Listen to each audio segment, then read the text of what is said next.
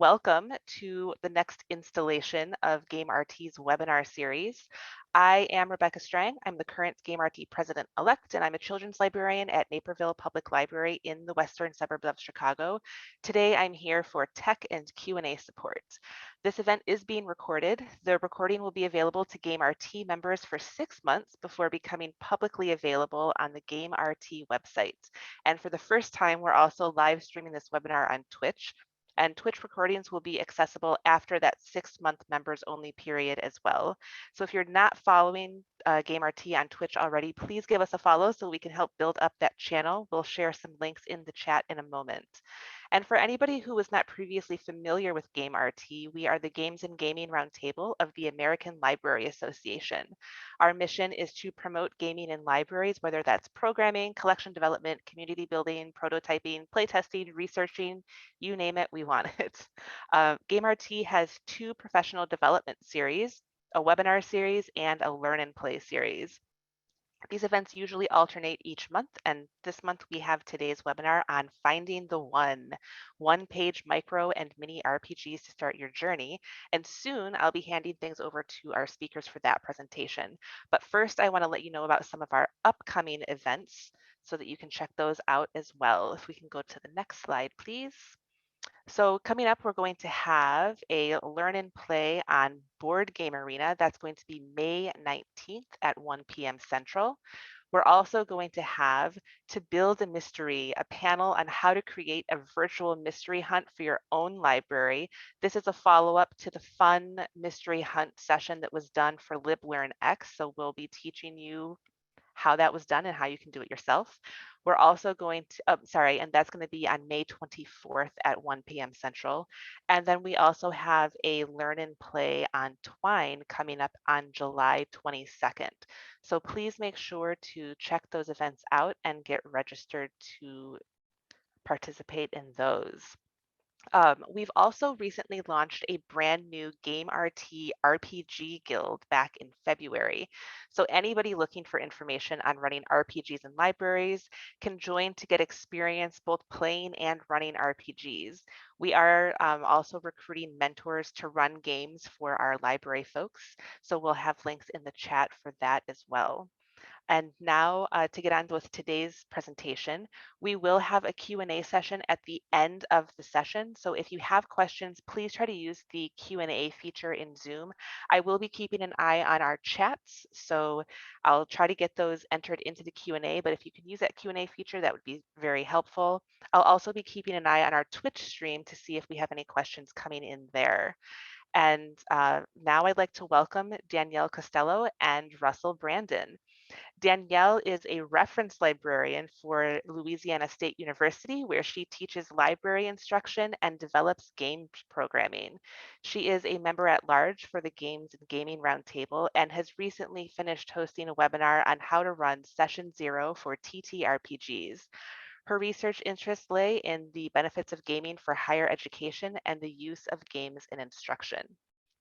Russell Brandon is a data services librarian for Font Memorial Library at the Mississippi College for Women, where he develops digital literacy instruction, conducts library assessment audits, and generally tries to solve more problems than he creates. His research interests include serious play and motivation, as well as comprehension and strategy development in reading and writing. So thank you so much, Russell and Danielle, for being here with us today, and I hand things over to you. Welcome, everyone. This is Finding the one-page micro mini RPGs to start your journey. And as Rebecca wonderfully introduced us, we are Danielle Costello, and that's my partner, Russell Brandon. And here are our, well, we don't have to do much more of an introduction than that, but here's our emails in case you ever need to contact us about anything we talk about today or any of the, any questions you might have further about RPGs in your library. One thing that we've determined in making this presentation is that we really love talking about games. So let's get into it. So just to kind of set up our initial premises and definitions and all that sort of stuff, what do we mean by one-page mini and micro RPGs? Well, first off, what even is a role-playing game? Again, for those that might be completely new to this area. It's basically a game where you take on the role of someone. It's typically fictional. It's typically narrative. It's typically involved on telling a story and taking part of that story making process. Now, that expands outward into many different types of RPGs from the digital to paper world, but we're focusing on one page, mini, and micro. What are these? Well, first off, from the name itself, they're small. These are typically maybe not just actually physically tiny, as this tiny booklet might imply, but also single page RPGs. All of the rules can fit on one page.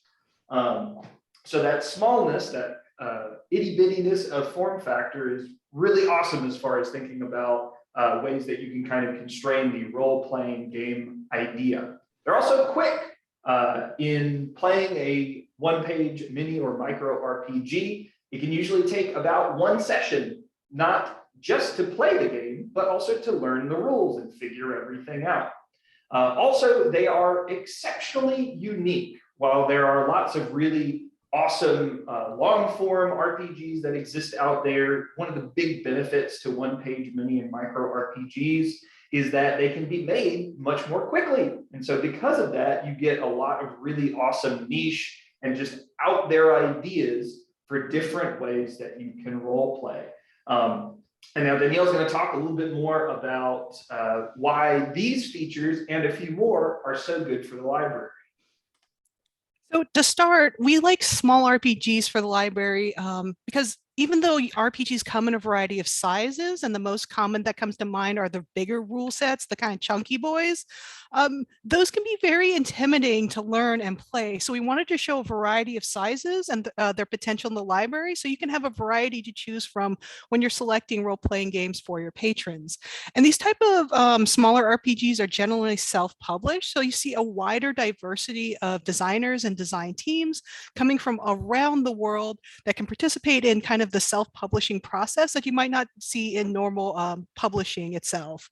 And because it takes such a quick turnover to be able to make these games, because they're tiny, they are timely to modern events and movements and popular culture. So you can see a lot of RPGs coming that might relate to something that your patrons are really excited by now. And they're also free or inexpensive. So getting the 3 core books for Dungeons and Dragons, for example, can cost $60 to $100. And often these small games are much more affordable, maybe $2, $5, or in fact, sometimes free as well. So there are some like Tiny Stories and Honey Heist that are one-page RPGs. They're completely free to print out and play however you want. And sometimes designers offer community copies as well for those communities that are marginalized and in need. And you can point those resources to your patrons. And so with smaller games, you're able to access more games and a variety of games for the same amount that you would pay for the typical kind of Dungeons and Dragons or Pathfinder. Also, the time to learn and investment ratio is fantastic because with smaller size games, you have less information to process and work through before you're able to start. So that means you can evaluate the fit for your library quickly. You can teach this to other librarians within your system quickly, and then kind of collaborate and figure out what kind of are the sticking points that you would want to consider before you played the game with your patrons. And then when you get to the programming and playing with your patrons, it's very easy to teach these games and to get right into the role-playing aspect of it. So even though these games don't have the same depth of rules and mechanics as larger rule systems, they have a depth of play and engagement.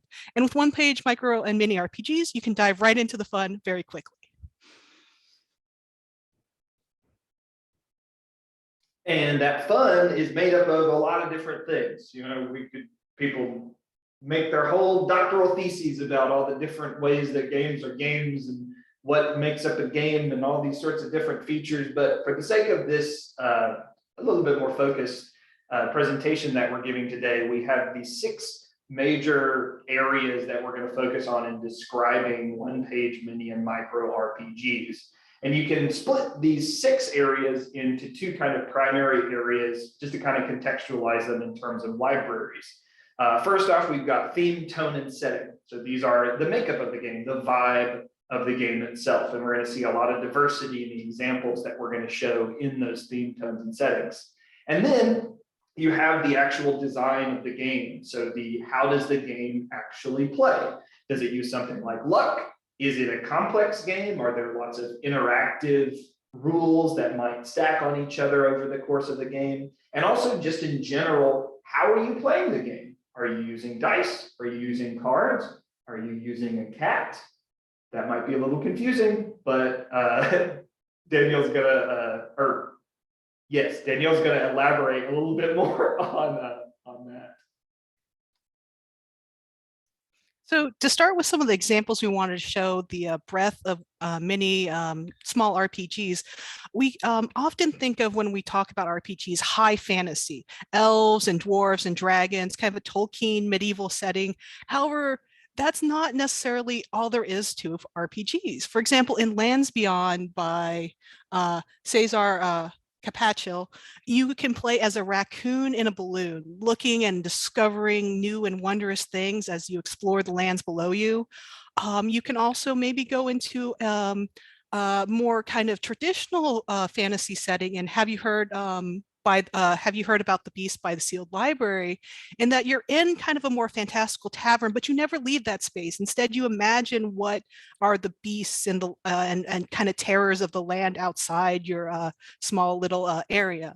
And then you can kind of have more of a supernatural science fiction, maybe fantasy setting with Untitled Goose Game, which is a playoff Untitled Goose Game, which kind of plays into the idea of that timeliness. Is a lot of designers make hacks or kind of riffs off of modern media. And so in this one, you're a ghost that likes to cause some trouble.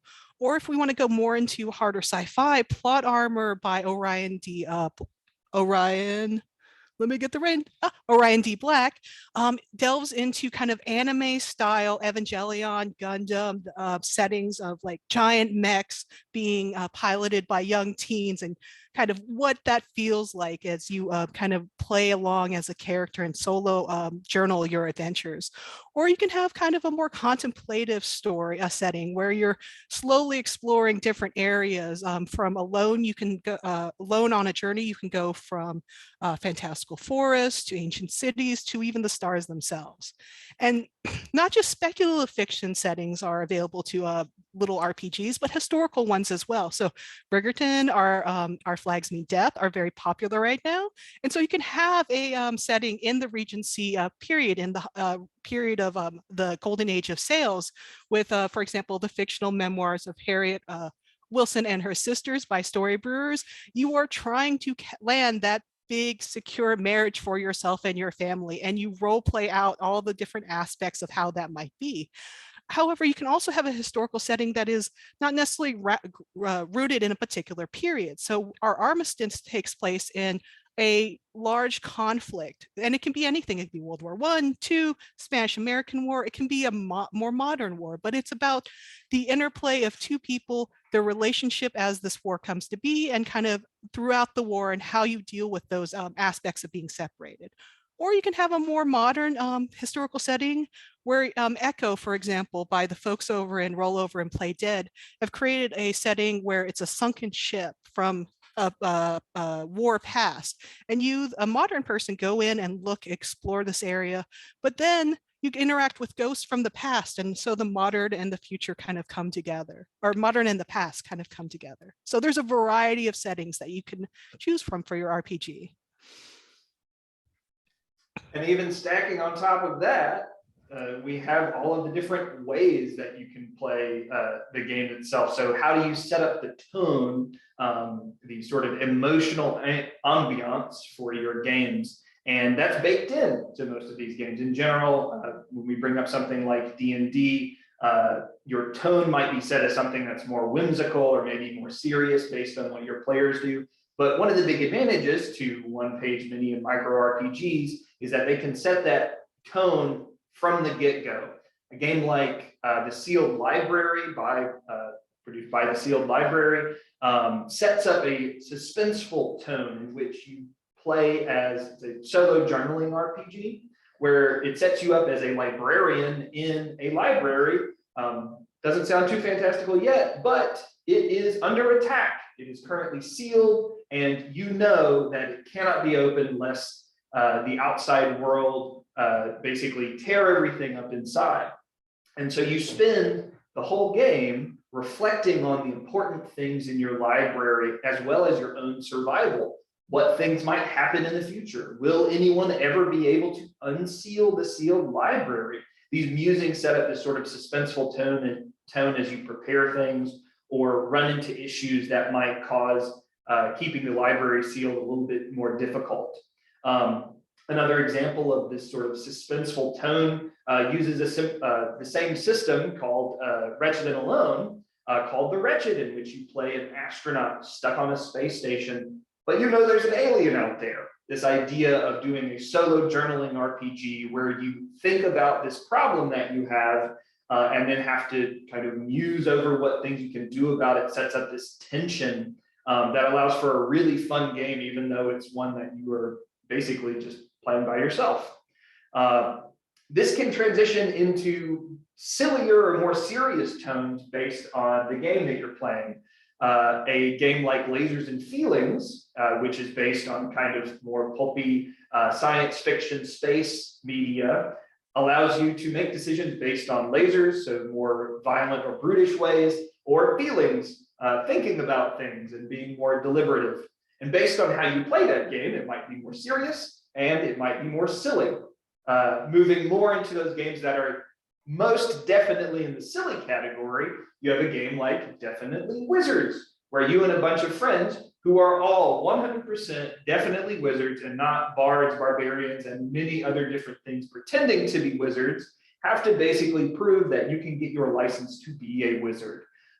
Really fun and whimsical game in which the whole time you are kind of all sharing in this construction of what is a wizard. And then we have games like Fruit of Law and Alice's Missing, which definitely fall into the more serious tone. A game like Fruit of Law, in which you and several of your friends use a pomegranate, so literally the fruit itself, to basically create the moral laws of a world. Is murder right or wrong? What happens as a consequence of that? These more sort of serious conversations about morality and what sort of decisions that we can make and how we set things up, sets for a really fun game. And then a game like Alice is Missing, tonally is pretty well situated in that serious tone category, mainly because it's about the disappearance of a young teenage girl, and you are playing as a group of her friends who are trying to figure out what happened via text messages. Again, thinking about these different sorts of tones is a good way to kind of see the just huge variety of games that exist.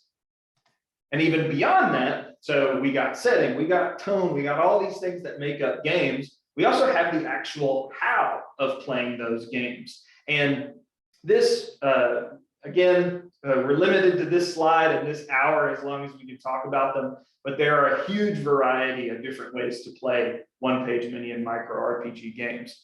A game like Beak, Feather, and Bone, which rather than using dice, you use cards, and rather than moving pieces around, you actually collaboratively generate a map.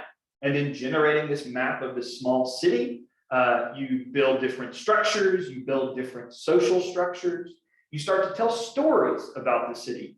All of these different ways basically allow for a different way to play rather than just rolling dice or just drawing cards. A game like a terrible RPG relies on, rather than just leveling up and changing the numbers on your character sheet, you literally peel pieces away to change different interactions and skills that you can accomplish of your character sheet. So that mechanic is not just rolling dice or pulling cards, you're actually tearing things. And then just simply setting up games that are so bare bones they can fit on a note card about the size of a note card. Being able to have limited mechanics like rolling a d6 from 1 to 6 is a huge benefit that one-page micro and mini RPGs have.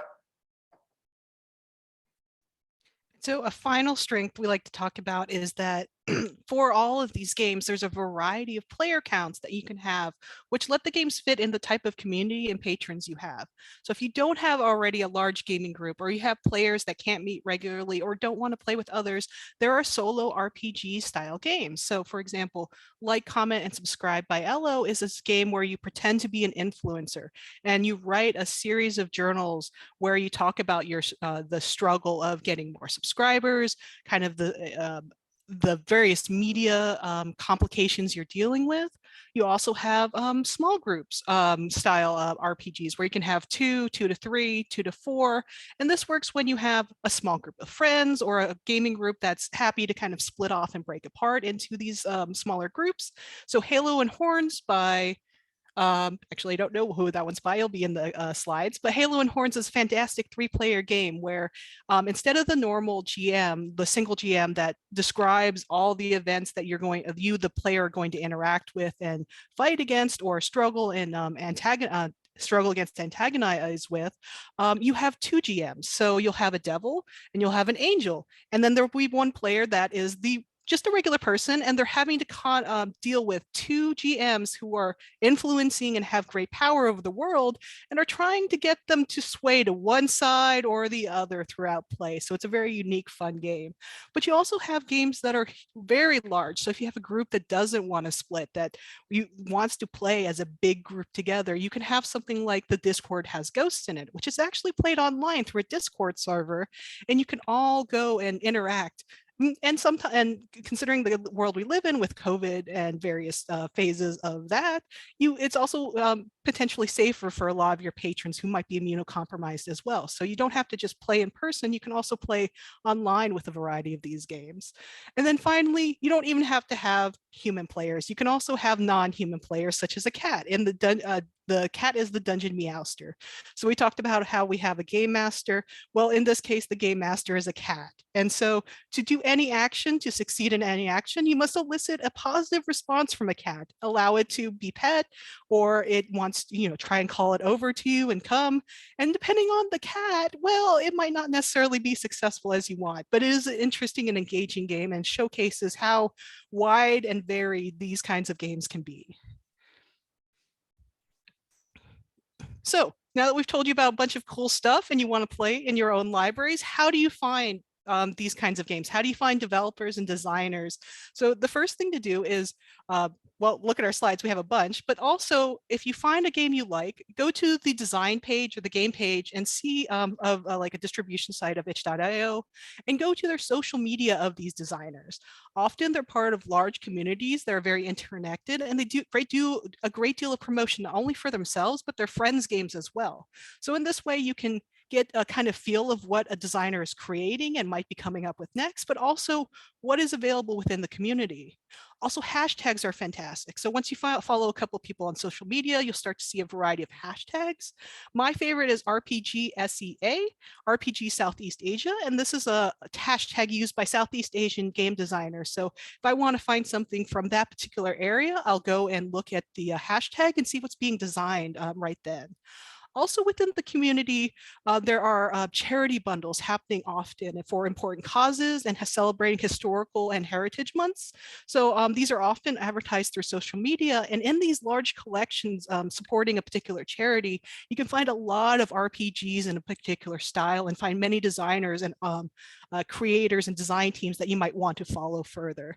Also, there's distribution sites. So itch.io is one. DriveThruRPG is another. These have a variety of the games in their vast collection, and you can go and search through them. Usually they're pretty intuitive. There's hashtag style searching. You can also go to review sites like Polygon and Dicebreaker and see what kind of the latest RPGs are happening as well. There are also folks like James D'Amato and the One Shot podcast that go and play actual play style games where they're playing the game live, and so you can get a feel for how the game is being played, how kind of the vibe and tone, and if you want to have it within your own library and patrons. And while I haven't found a newsletter specifically dedicated to micro and mini RPGs, there is the NDTT RPG newsletter that covers a great deal of news and up and coming designs and interesting mechanics within the whole field of indie RPGs. So that's a great place to get more ideas for what you might want to collect. So there's two major events connected to indie RPGs, Zine Quest and Zemo. The idea of these events are to encourage first-time designers to create and publish zines of their own RPGs. Originally, the goal was to kickstart a project on Kickstarter, but because of various Kickstarter business practice, some within the community have branched away from just that platform in particular, and now kind of encourage and showcase just the goal of publishing in general for these little mini RPGs and zines. So Zine Quest happens in August, and that's the Kickstarter affiliated one, and Zemo happens in February. So you can look those two up and find all kinds of games being created.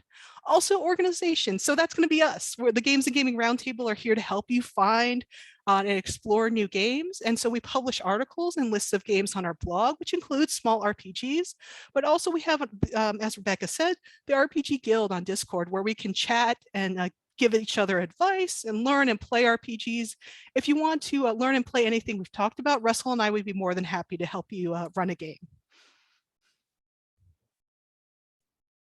So now that we've talked about all that fun, and hopefully you're reeling from and are at least whelmed from the amount of different examples that you could potentially start investigating, we have the fun task of talking about some of the difficulties or considerations for actually using these games in the library. And because I like the numbers 6 and 2, again, we have 6 categories that can be broken down into kind of 2 general ideas. Cataloging, acquisition, and evaluation, that's kind of the background as far as the library goes. I'll go into more detail in that. And then considerations for your community involving themes and tone, buy-in, how to convince people to play the games, and then kind of the games community itself and considerations regarding gatekeeping. So first off, the sort of practical library side, the way I've been thinking about it more recently is kind of the pretty large surge in interest for graphic novels that's been going on for a little bit longer than board games in libraries. This idea that the newness in the field presents us with some issues as far as, I mean, beyond just establishing MARC records for games, but also just in general, how your library is going to catalog these games. A lot of the time, being able to put a barcode on a laminated copy of a game can be sufficient, but again, keeping that organizational structure consistent and sustainable is going to be one of those big parts to consider if you want to get this going for a long period of time. Also, the acquisition of these one-page mini and micro RPGs. How do you actually get them? Beyond just paying for them, what sort of format can you deliver them in? Being able to deliver, again, those advantages in getting multiple copies or community copies of games is really great. But then there's the question of whether or not that is something that's printable, that stays in the library, or it's something that someone can access electronically. And then Danielle spoke on this a little bit, but that problem with, while there are some great review sites out there for tabletop RPGs in general, and also one-page micro and mini RPGs, we don't really have a Kirkus for basically a library perspective for games currently. So if anyone's interested in starting that blog, they should. But again, this idea being that it's a little bit more work from the outset for the librarian who's taking responsibility for developing that collection, because you have to establish whatever guidelines are going to fit best for your library. Also, themes and tone of your, so moving into kind of this community component, one thing you have to consider is the theme and the tone of your one-page mini or micro RPG. This huge variety of different games is so amazing. Again, it's great to just kind of be able to throw yourself at this, this ocean of different tiny RPGs.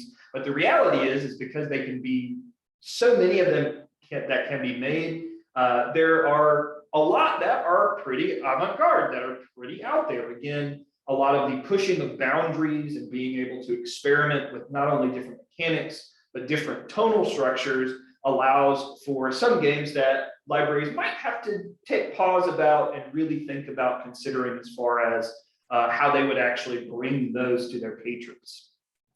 And this speaks a little bit to that buying component. So in general, if you've heard of the Satanic Panic, you know that basically this is a period of time in which the word demons being printed in D&D books was not received very well by the non-secular community, which resulted in what was called the Satanic Panic, essentially people being concerned that there was some amount of witchcraft and actual rituals that were being performed in playing D&D. And the sort of rippling effects of that have created, on the bad side, this idea that role-playing games are some sort of conversion tool that people use to convince people to do things. And on the more sort of innocuous side, the assumption that role play is always Dungeons and Dragons and high fantasy, which I've got a D&D game every week. I'd have 8 if I could. But the reality is that there's a lot more variety out there. And I think as librarians, that's one of the big things that we can really think about, at least thinking critically about the sort of materials that we can bring to our patrons. These tiny RPGs really provide a good context for that. And just in general,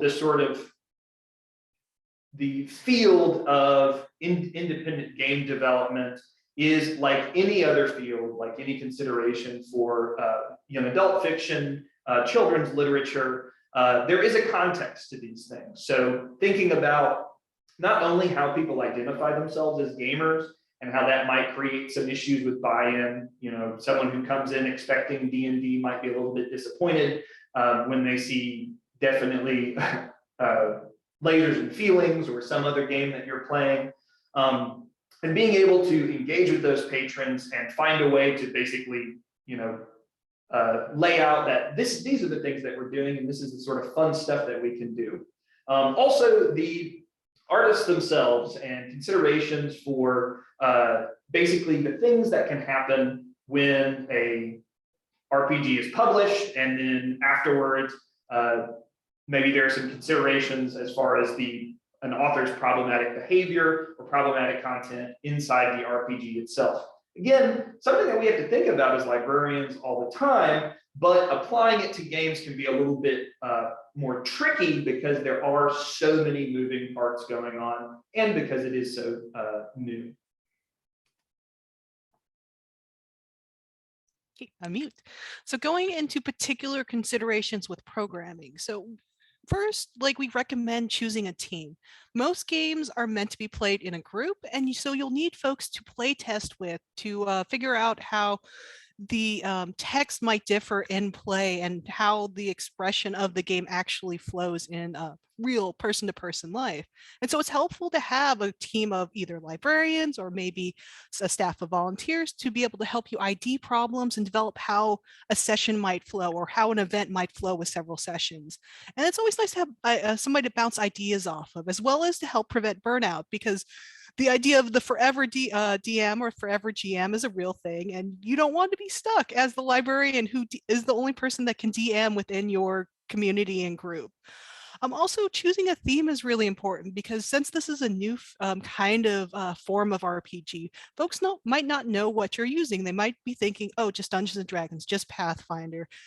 And so it's good to connect your game and your event with a particular theme to be able to showcase, okay, we're not just doing high fantasy, but maybe we're doing letter writing, or maybe we're doing having a, for example, National Library Week. You can use the Sealed Library as a game to play in there. And so that way you can connect the game in more than just RPG, but also to your whole programming, your whole collection as well. And this can't be stressed enough, but playtest, playtest, playtest. RPGs are both written media and performed media. It's just like a play in that you can't understand the full expression of it until it is live and fully experienced. And so you're going to want to see how the game actually plays before you give it to your patrons, so you're not surprised, so nobody's surprised. Marketing is also important. So Russell's talked about this before, in that you want to set the correct expectations. Somebody coming in and wants to play Dungeons and Dragons might be very surprised when you're playing a Regency letter writing game.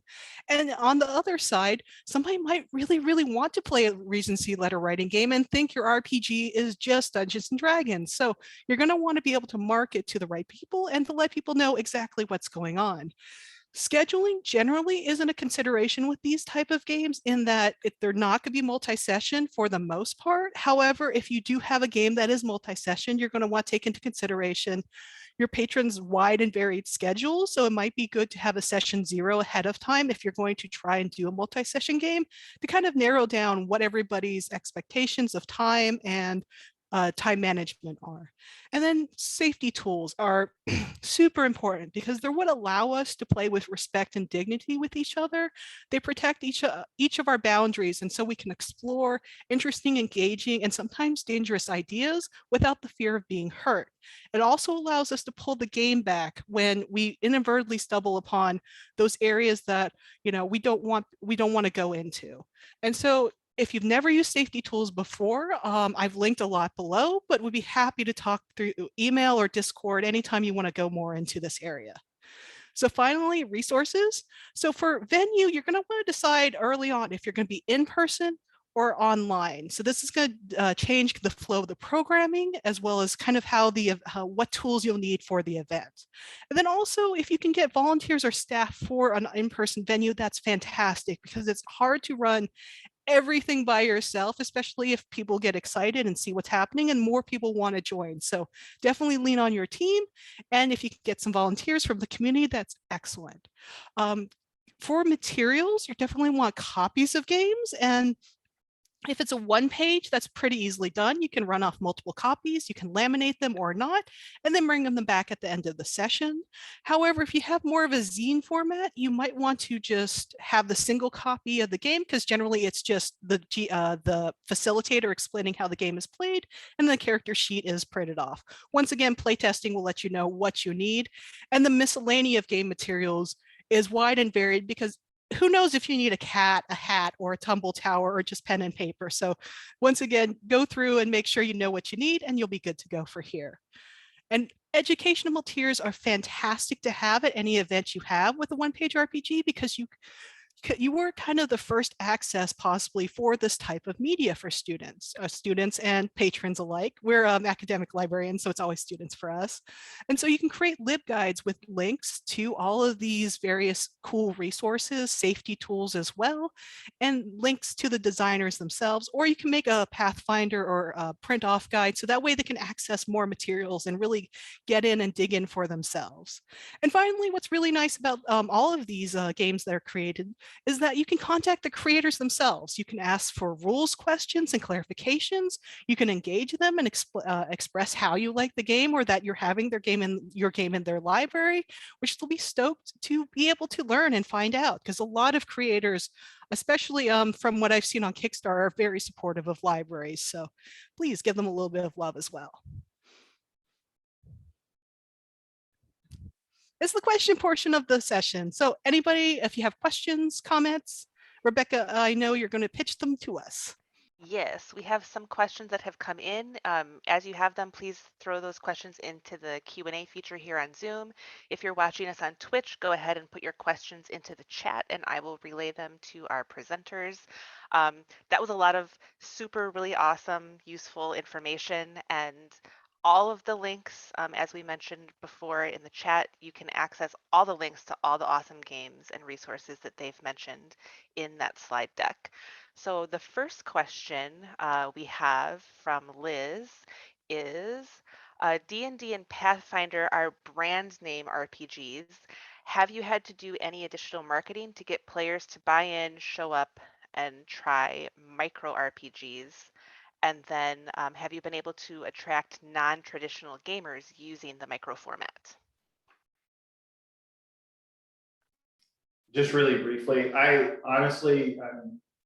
a theory person. I have yet to be able to run any one-page sessions in my library, but I will say personally, To your second question, that's been the best way to get my friends who don't typically play board games or RPGs to play RPGs, has been one pagers. Because I mean, honestly, most of the time it's, hey, do you want to be a raccoon? And they're just like, yes, I would love to be a raccoon. So.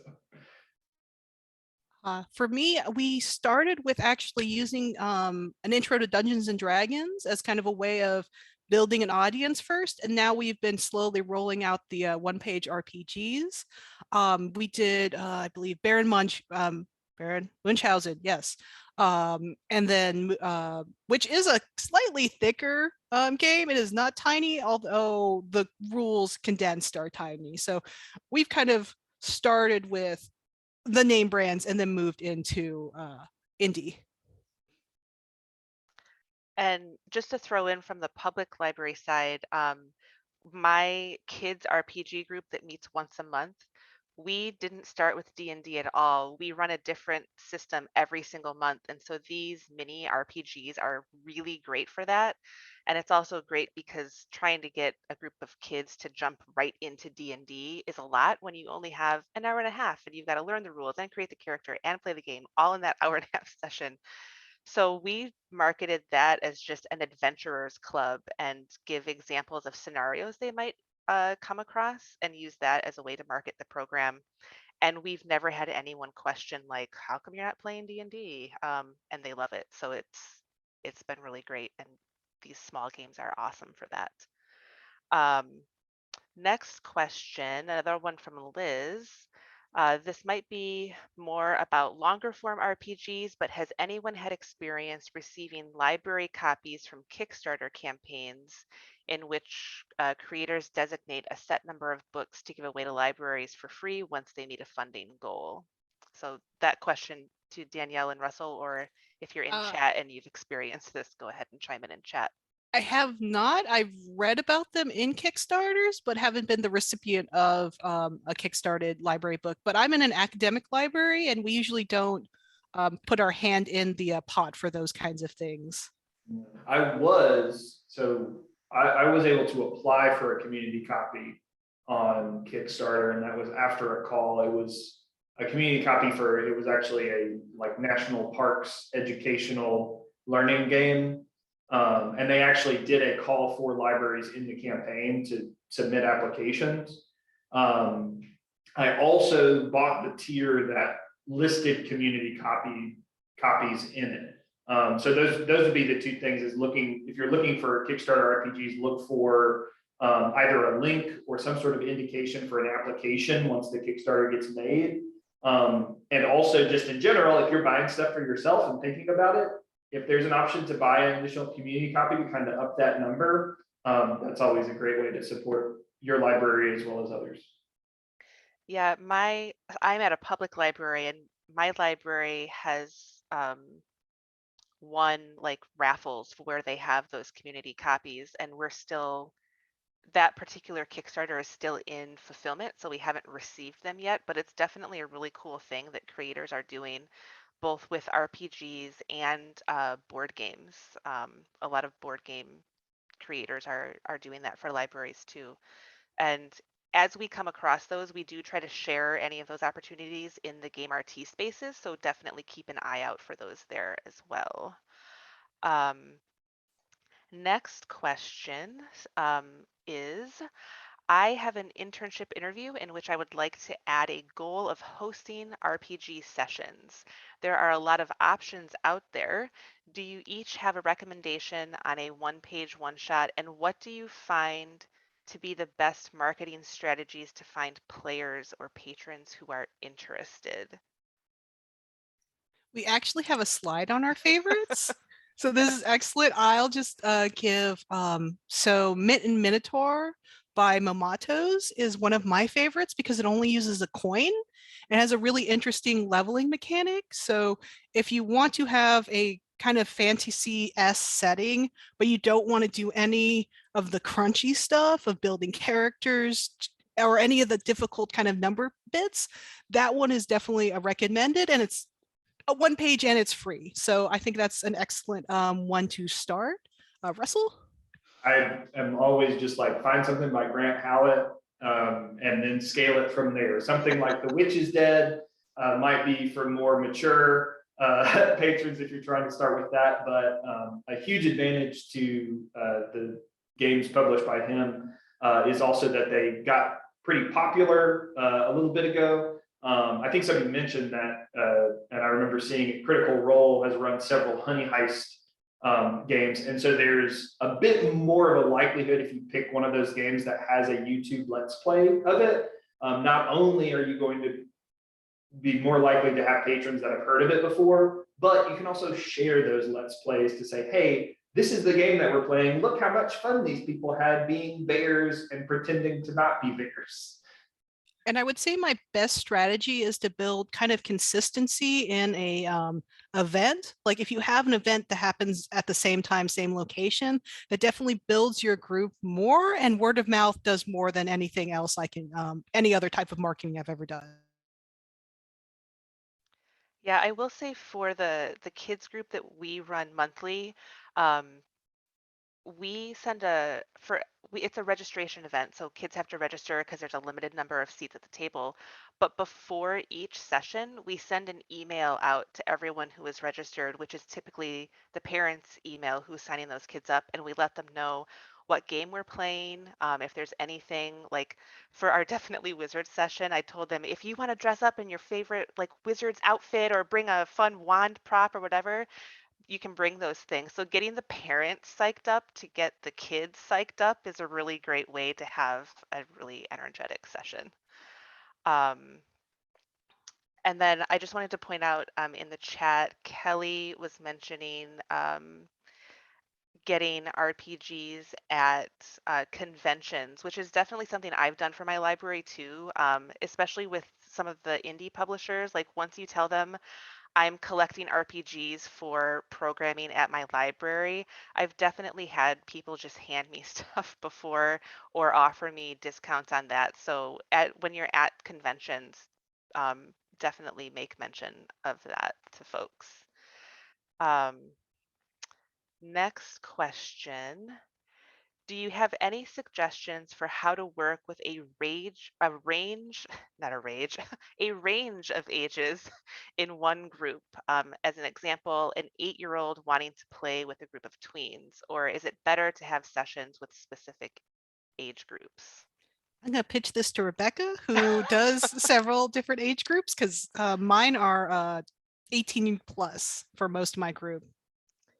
Yeah, so my library, we actually run 3 age group sessions. We do have an adult D&D specific group, and we have a teen D&D specific group. And then for kids, we run Adventurers Club, where we play different systems, usually these mini micro systems each month. And that group is 3rd to 6th graders. Sometimes if we have a younger, like a 2nd grader who is just so super excited and like really dying to play, we'll let younger kids in. But I think playing with a group of your peers, especially at that age, is really great just for bonding and socialization. Um, One thing that we would love to do is have like a parents and kids session where they're playing together, or grandparents and kids to do something intergenerational. But for the program that's ongoing, we definitely keep them kind of in their peer groups just for the socialization aspect of that, and it's worked out pretty well. Next question. Do you have a recommended level of organization for staff GMs? I would like to help staff learn how to play and run these games, but I do not want to overwhelm them with the potential work. These games look ideal, but I'm looking for a guideline along the lines of what is too much detail for staff? When do I know if I'm giving them too much GMing detail? I think my solution for this is to play a GM-less game. So there are a series of games where you will need a facilitator to explain how the rules of the game are played, but the players themselves just tell a story amongst themselves. So Companion's Tale comes to mind, where I would facilitate and explain, okay, here's the rules. You're a person, your character does this, and your character does this, and your character does this. And then all the characters story tell in particular ways. So a historian would story tell from like a higher level vision of the world. And then the companion to the hero would tell it from a very personal kind of view. So in that case, then you don't have to do the hard work of GMing, which is kind of facilitating the entire world and navigating all the kind of interpersonal bits and bobs. Instead, you just do what librarians do anyway, and that's read what the rules and kind of explain, oh, here's the information that you need, and then leave it from there.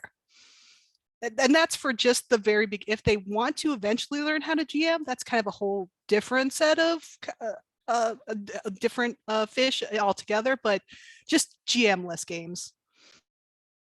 Yeah, just signal boosting that GM-less games, but also just reinforcing the idea that one of the coolest things about one-pagers is that they can kind of break your brain a little bit in a good way, in the sense that I think a lot of the anxiety and planning and things like that that are associated with longer term, more daunting games, it just evaporates. It's just not a part of playing those games. Again, the idea is that you should be able to sit down with this one page, never having seen it before, and start playing within 15 minutes. In the same sort of fashion of like teaching someone checkers or something like that. Again, the simplicity of it is baked in, and so kind of like finding those games that twist that around and kind of stop that GM thinking is a great way to start off with that.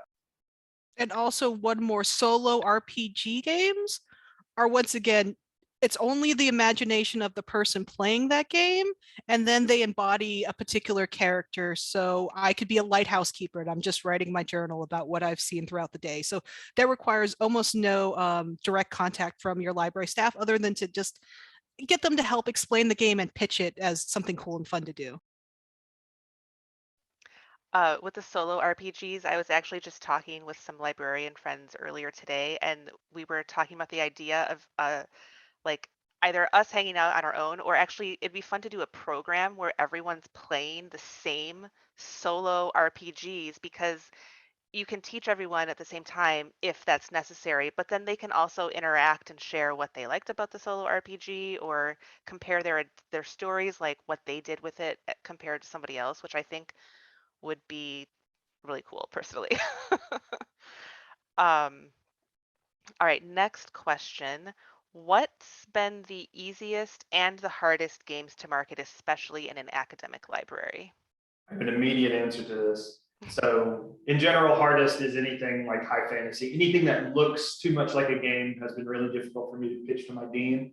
But ever since making this presentation with Danielle and learning about letter writing games, of which we have several archival collections of letters, she has not stopped asking me about when I'm going to run a letter writing, like one-page RPG event to kind of talk a bit more about like what that means.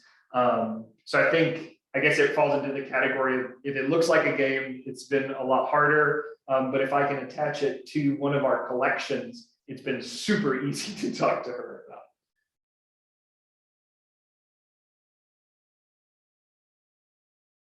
Alrighty, next question. Any advice for a new programmer to get adults playing RPGs in a small library? I would say hook it into programming that you already are doing, or a catalog, or part of the catalog you already have, or something that's very popular right now. So the best way is to get them with the theme, and then be like, okay, this is an RPG. They might not even know what an RPG is, but they're like, oh, I want to play Bridgerton.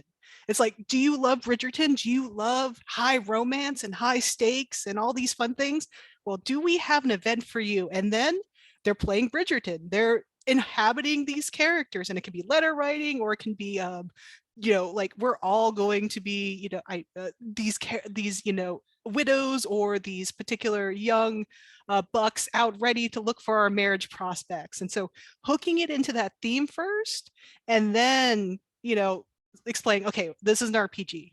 Because sometimes the idea and perspective of RPG as high fantasy, dragons, wizards, and mayhem is very hard to get over. So start with, what you already have in your collection and what your patrons already love. Yeah, 100% what Danielle said. And if you have book clubs, when people come together to talk about whatever book of the month you're reading, you can tie an RPG to that book, and after the discussion, play an RPG. And that's a great way to introduce people who've never played an RPG before, especially if it's like a small one-page RPG where they can read through the whole thing like right there. It's super quick and easy to get into.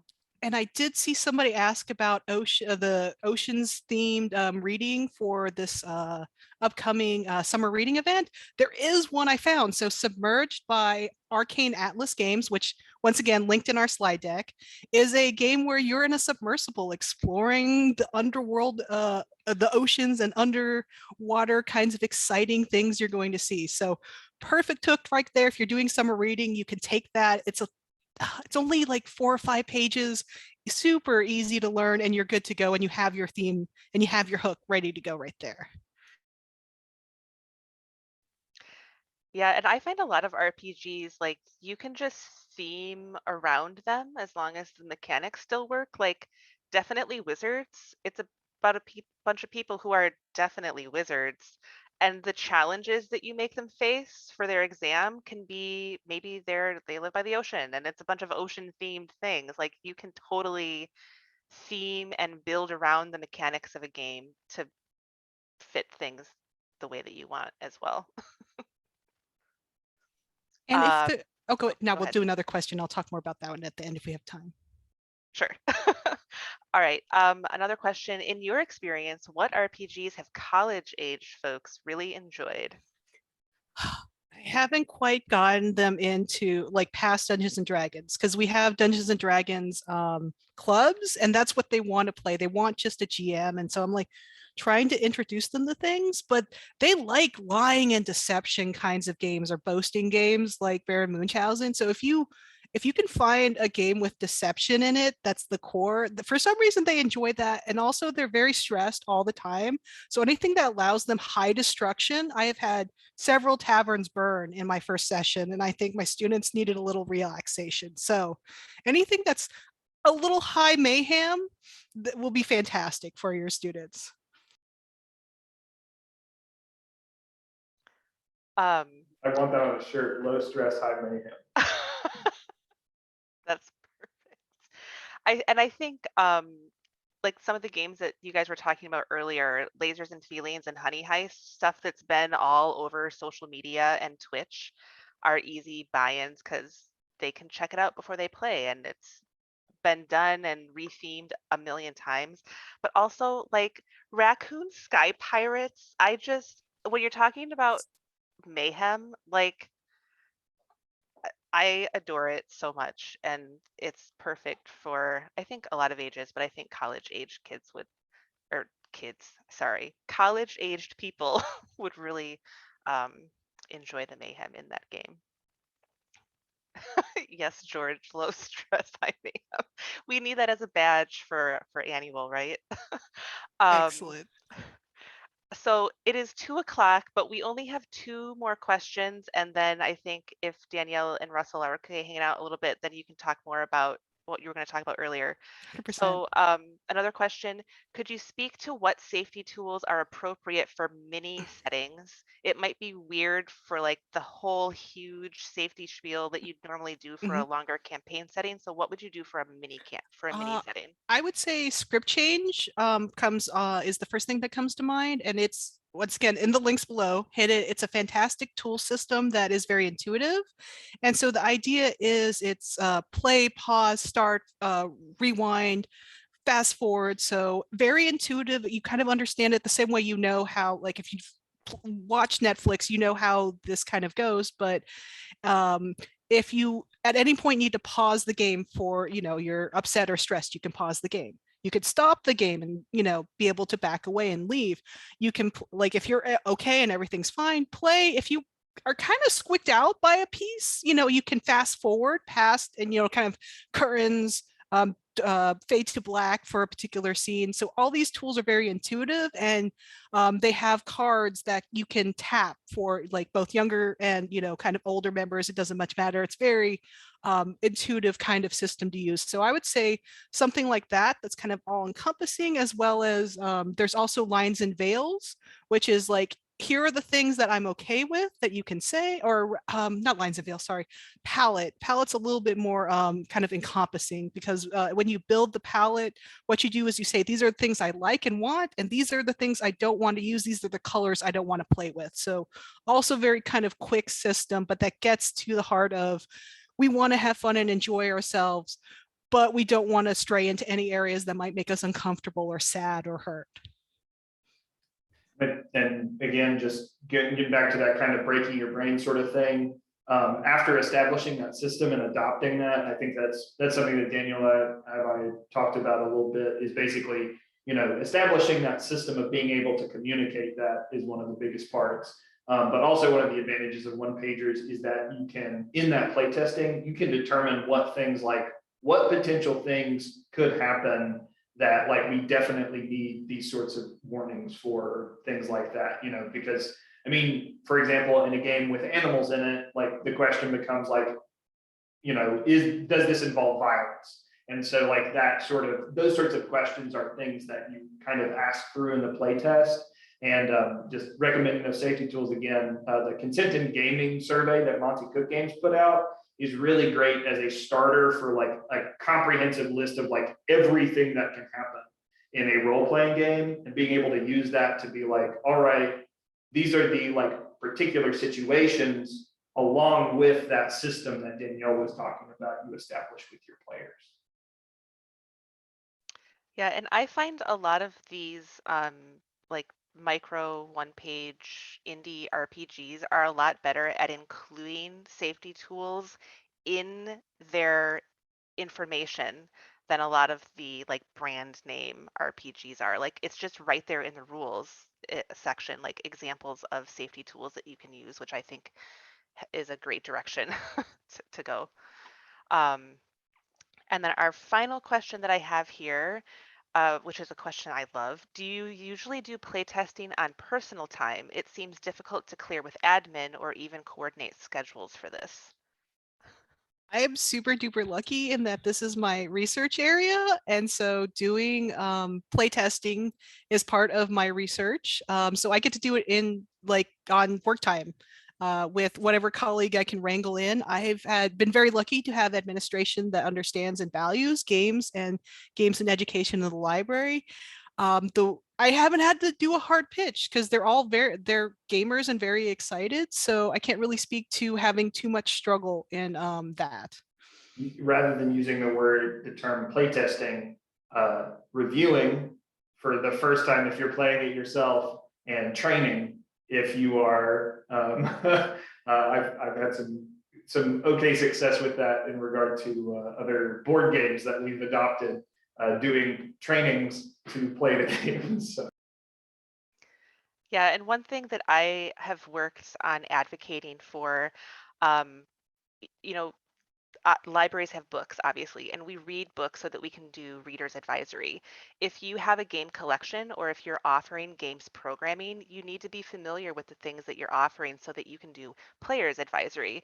So you're going to have to take some time to play the games that you're offering. Maybe not every game you have on your shelf, but certainly if you're running a program for a game, you need to play that game ahead of time so that you experience all of the ins and outs and complications of that game, questions that players might have. If you want to market a program where you're playing a game, it's a lot easier to market that program if you've played the game ahead of time. So if you have staff that you're partnering with, definitely talk to your supervisor, management, whoever you need to, so that you can get that playtime in, so that you can do um, be useful in your players advisory and in running those programs.